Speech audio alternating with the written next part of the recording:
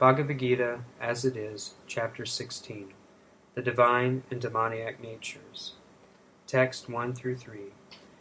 Shri Bhagavan Uvacha Abhayam Sattva Samshuddhir Jana Yoga Viyavastiti Dhanam Dhamascha Yagnascha Svadhyayastapa Ajavan Ahimsa Satyam Akrotas Tiyaga Shanti Apeshunam Daya Bhuteshva Lulupativam Madhavam Viri Achapalam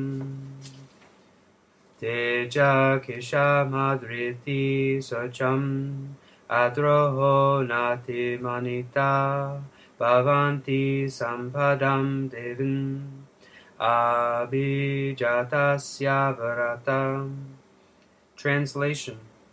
The Blessed Lord said, fearlessness, purification of one's existence, cultivation of spiritual knowledge, charity, self-control, performance of sacrifice, study of the Vedas, austerity and simplicity, non-violence, truthfulness, freedom from anger, renunciation, tranquility, aversion to fault-finding, compassion and freedom from covetousness, gentleness, modesty, and steady determination, vigor, forgiveness, fortitude, cleanliness, freedom from envy, and the passion for honor.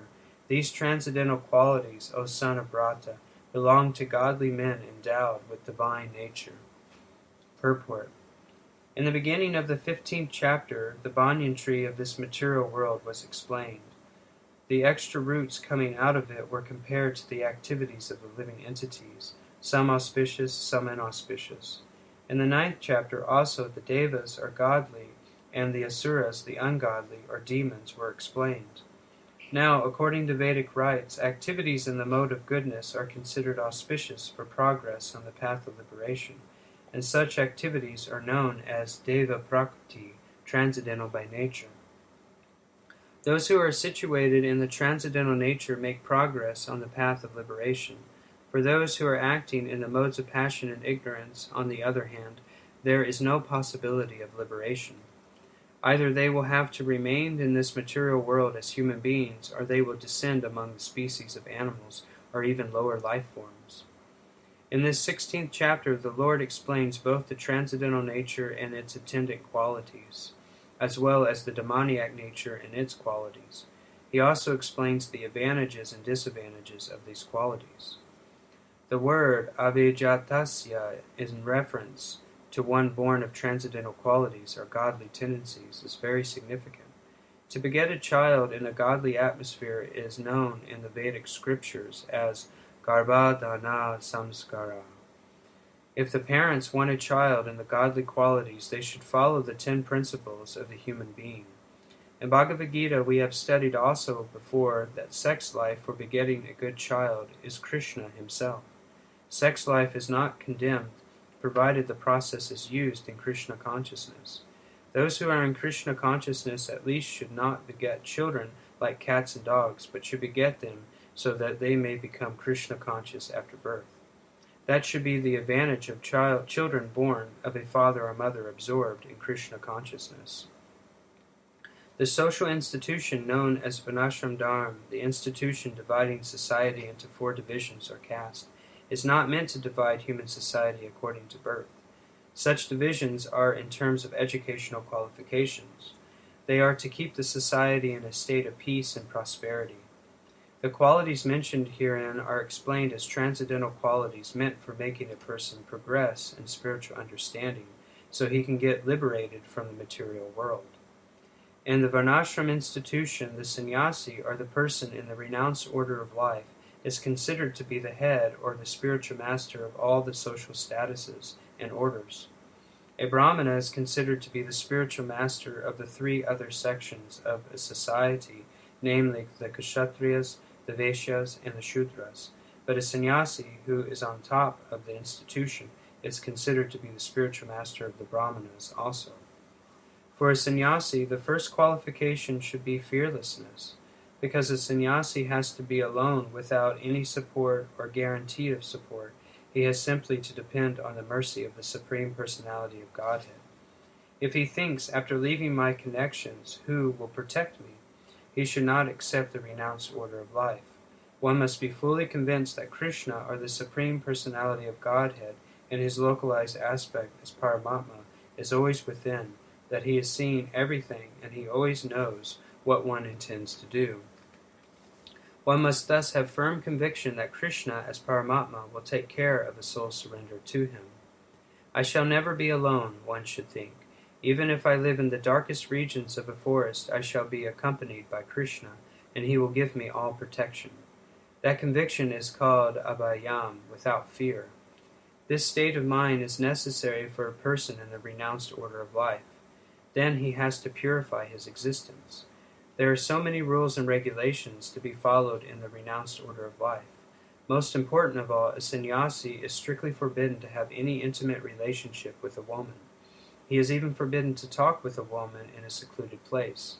Lord Chaitanya was an ideal sannyasi, and when he was at Puri, his feminine devotees could not even come near to offer their respects. They were advised to bow down from a distant place. This is not a sign of hatred for women as a class, but it is a stricture imposed on the sannyasi not to have close connections with women. One has to follow the rules and regulations of a particular status of life in order to purify his existence. For a sannyasi, intimate relations with women and possessions of wealth for sense gratification are strictly forbidden. The ideal sannyasi was Lord Chaitanya himself, and we can learn from his life that he was very strict in regards to women.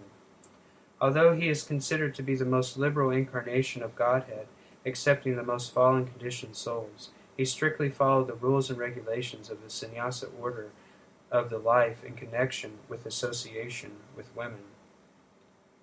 One of his personal associates, namely Chota Haridas, was personally associated with Lord Chaitanya, along with his other confidential personal associates. But somehow or other this Chota Haridas looked lustily on a young woman, and Lord Chaitanya was so strict that he at once rejected him from the society of his personal associates. Lord Chaitanya said, "For a sannyasi or anyone who is aspiring to get out of the clutches of material nature and trying to elevate himself to the spiritual nature and go back to home, back to Godhead, for him looking forward toward material possessions and women for sense gratification, not even enjoying them, but just looking toward them with such a propensity, is so condemned that he had better commit suicide before experiencing such illicit desires." So these are the processes for purification. The next item is Jnana Yoga, Vijnavastiti, being engaged in the cultivation of knowledge. Sannyasi life is meant for distributing knowledge to the householders and others who have forgotten the real life of spiritual advancement. A sannyasi is supposed to beg from door to door for his livelihood, but this does not mean that he is a beggar.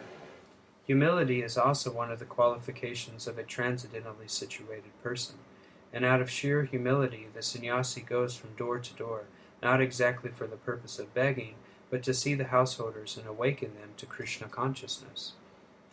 This is the duty of a sannyasi.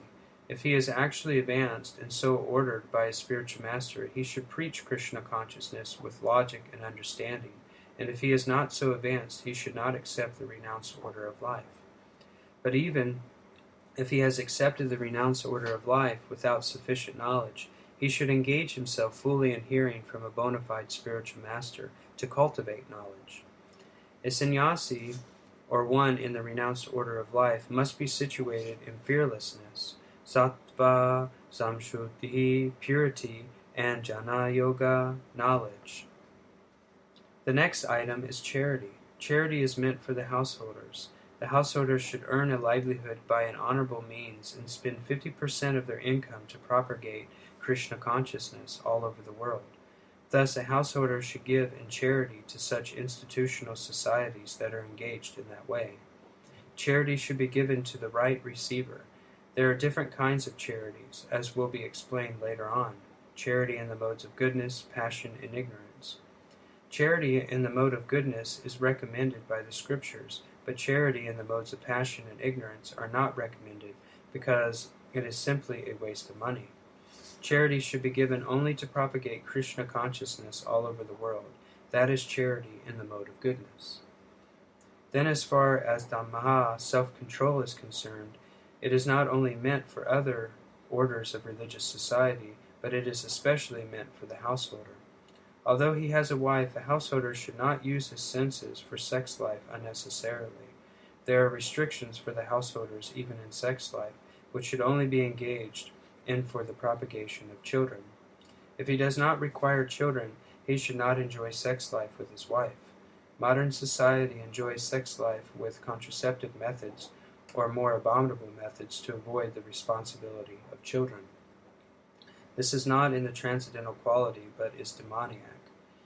If anyone, even if he is a householder, wants to make progress in spiritual life, he must control his sex life and should not beget a child without the purpose of serving Krishna.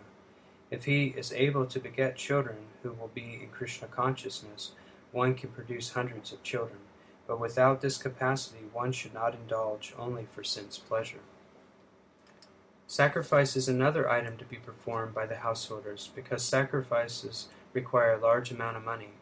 Other orders of life, namely the brahmacharya, the vanaprastha, and sannyas, have no money. They live by begging. So performance of different types of sacrifice is meant for the householder. They should perform Agnihotra sacrifices as enjoined in the Vedic literature, but such sacrifices at the present moment are very expensive, and it is not possible for any householder to perform them.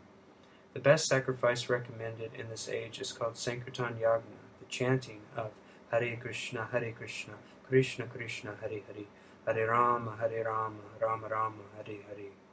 This is the best and most inexpensive sacrifice. Everyone can adopt it and derive benefit. So these three items, namely charity, sense control, and performance of sacrifice, are meant for the householder. Then, svadhyaya, Vedic study, and tapas, austerity, and arjavam, gentleness or simplicity, are meant for the brahmacharya or student life. Brahmacharis should have no connection with women. They should live a life of celibacy and engage the mind in the study of Vedic literature for cultivation of spiritual knowledge. This is called svadhyaya. Tapas or austerity is especially meant for the retired life. One should not remain a householder throughout his whole life. He must always remember that there are 4 divisions of life: brahmacharya, grihastha, vanaprastha, and sannyas. So after grihastha, householder life, one should retire. If one lives for 100 years, he should spend 25 years in student life, 25 in householder life, 25 in retired life, and 25 in the renounced order of life. These are the regulations of the Vedic religious discipline. A man retired from household life must practice austerities of the body, mind, and tongue. That is tapasya. The entire Varnashram Dharma society is meant for tapasya. Without tapasya or austerity, no human being can get liberation. The theory that there is no need of austerity in life, that one can go on speculating and everything will be nice, is neither recommended in the Vedic literature nor in Bhagavad Gita. Such theories are manufactured by show-bottle spiritualists who are trying to gather more followers. If there are restrictions, rules, and regulations, people will not become attracted. Therefore, those who want followers in the name of religion just to have a show only don't restrict the lives of their students, nor their own lives. But that method is not approved by the Vedas. As far as simplicity is concerned, not only should a particular order of life follow this principle, but every member, be he in the brahmacharya ashram or grihastha ashram or vanaprastha ashram, one must live very simply.